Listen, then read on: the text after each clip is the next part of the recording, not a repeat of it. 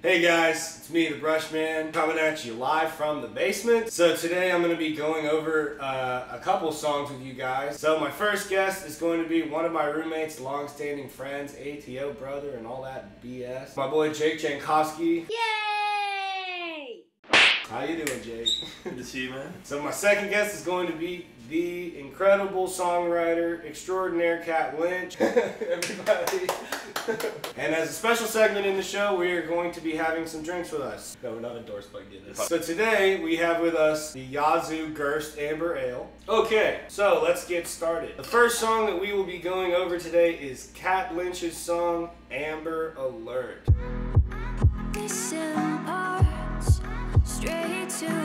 Cat, are you excited? I'm excited. I haven't listened to the song in a hot minute. I know, let's fucking listen. Oh, that's good.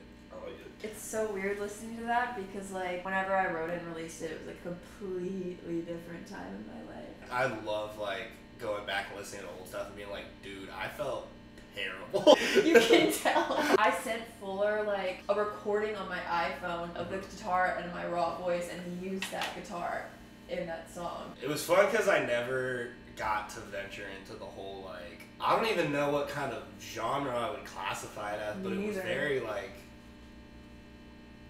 I love the song for the lyrics, and that's why I took it. That's why I like, took, like, the job of, like, doing the production, because I loved, like, listening to the lyrics just over and over again. I remixed it myself. Like, I wanted to play with it. Like, the remix fucked. The remix fuck. I'm excited. I want to finish it, like, soon. I love, like, the use of the Amber Alert in the lyrics. I mean, like, can you like go in on that? Like, what did you mean when you said, like, Amber Alert? Basically, the meaning of the song was like, I lost someone else, so I lost myself, and I didn't recognize myself because I was kind of going in a downward spiral, toxic habits to try to fill that void from losing someone. Like I said, listening to that song, I'm like, yeah.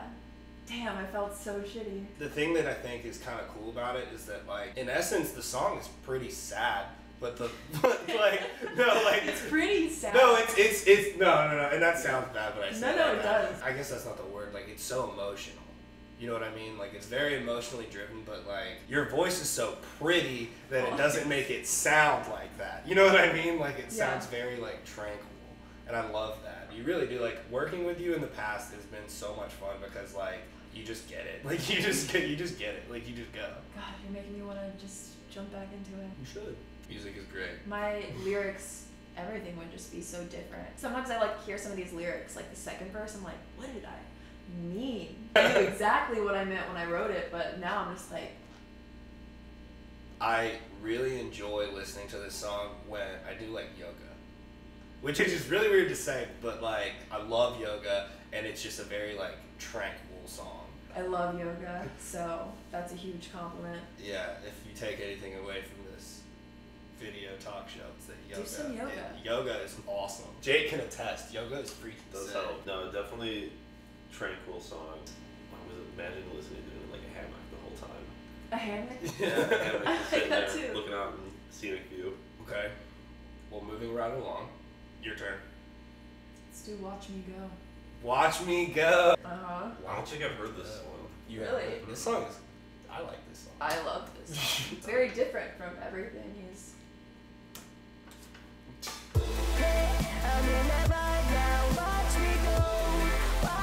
You're like a shapeshifter with your voice. Well, I mean that in a great way. well, okay. I did like the effect he put on his voice. Yeah, it was very rave-esque. I've never, like, heard that. You know, I would trip acid when I could see so many lights and see myself at a rave just going hard. That was not my intention for the song, actually. Oh, what? Well, I think, to address the first question, I think that part of how I, like, changed my voice around, one project of mine that many people may know from the past, probably not a lot of people would, in high school was in a band called Summer Street Band. Shouts out to Larson Moy, Jack Arnett, Matt Flanders, Chris McNamara, and Grant Peters. We would play around Houston and stuff like that. We would just play a bunch of cover songs and stuff of, like, classic rock. Led Zeppelin, and then the next song I would sing would be, like, the Beatles. And then, like, the next song I would sing would be, like, Foo Fighters. I had to, like, kind of move around, like, when I was a kid, I guess. And so I mean, I guess that's where I get it from now. I don't know. I love this song because every time my sister listens to it, it reminds her that it's about, like, her. This song is originally about this experience that my sister went through with this one guy who was very, like, distant, and she did nothing but, like, you know, try and be with this guy, and he was very standoffish about it, and I really didn't like it, and it really got to me. I wrote it about her, and when she found out that it was about her, she was like, oh my god, Paul, it's so sweet. And so now, like, you know, it just makes me happy. I was definitely going through a phase when this entire album had not only, like, the same chord progression for the whole album. It was very much like verse, drop, and or chorus, verse, chorus, and it was very simple. The first song on the album was my favorite, though, because it was just so different.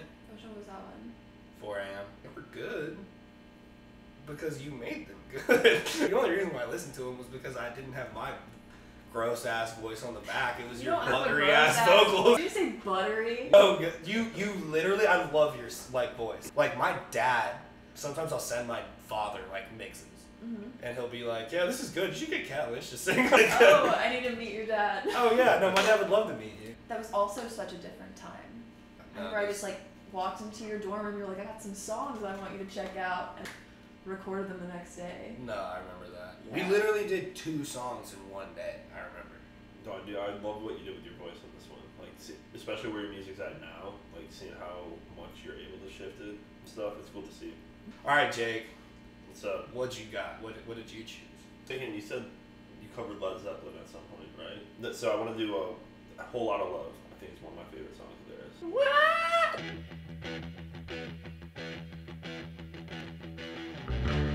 Robert Plant is one of the. Robert Plant is a fantastic singer. I love the beginning because it rocks so hard. Every time I hear this song, it always reminds me of the chick who was in Austin Powers 2, the one who played the American girl. They had that one Lenny Kravitz song that was American Woman. Austin Powers, the spy who shagged me. That's what I'm talking about. I don't know what her name is. Who? Oh my god, what else was she in? Love the beginning.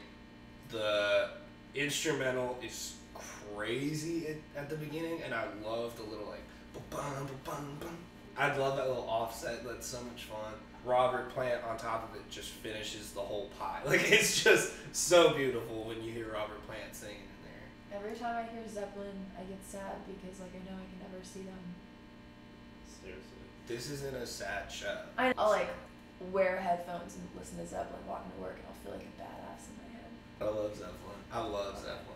Oh man, now I just want to dive into Zeppelin. What do you say your favorite song of theirs was?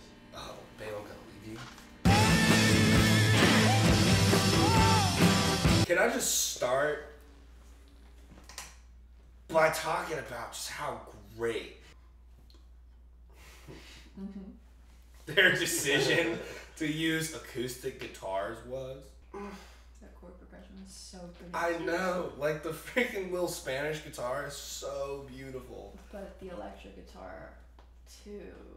Robert Plant goes so hard with the vocals on the second part, and it's so in contrast with the first part that I just fall in love with this song over again every time I listen to it. What? This is the first time you've heard this song? That was the first time I heard that song, like front to back, and I don't think that I've heard a better song that just changes up halfway through than how he does it.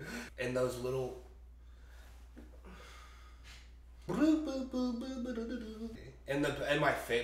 my absolute favorite part about this song is the end.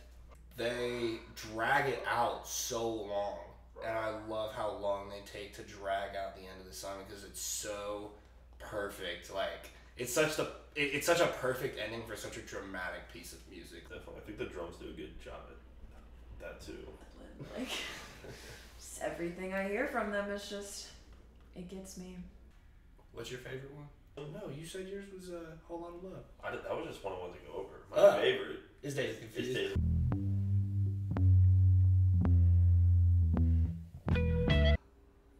Where to begin? The bass at the beginning. Blew my mind. Yeah.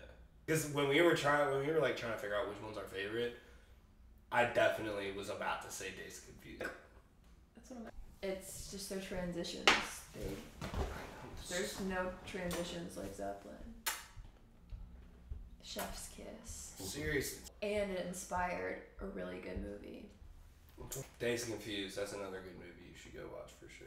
Jake, do you have anything to say? Still speechless. Kat, what's your favorite? This or Tangerine, which is very different.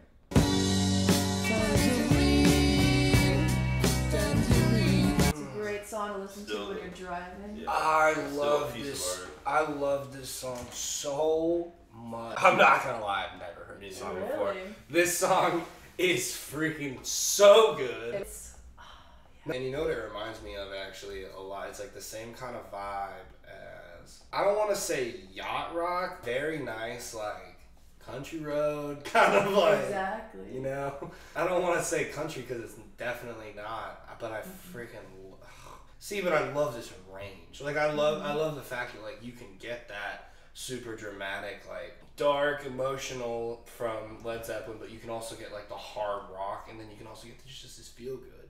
And I think it's inspiring. Like I want to be able to have like that kind of range, like with the music that I make. You know what I mean? Like, well, like the same thing. They like transitioned so well, and I love how we started and ended with that same like mellow acoustic. Like did a little more electric in the middle, but it was just like the electric still wasn't like as hard as the other, Exactly. It's still very it went well with the song. Absolutely. Unfortunately, seems as though that is all the time that we have for today. So I will thank my guests once again. Jacob, Jankovsky, Chicago King, Kat Lynch, the buttery good mama of the voice of angels amongst thorns. Thank everybody who is watching, everybody. Thank Yahoo. Wait, is it Yazoo? Yazoo. Yazoo. Thank Yazoo. Thank everybody that is wearing a Brushman shirt, especially right now. Thank you very much. I appreciate all the support and love from all of you guys, and I hope you guys enjoyed our commentary. So that's going to be it. Thank you.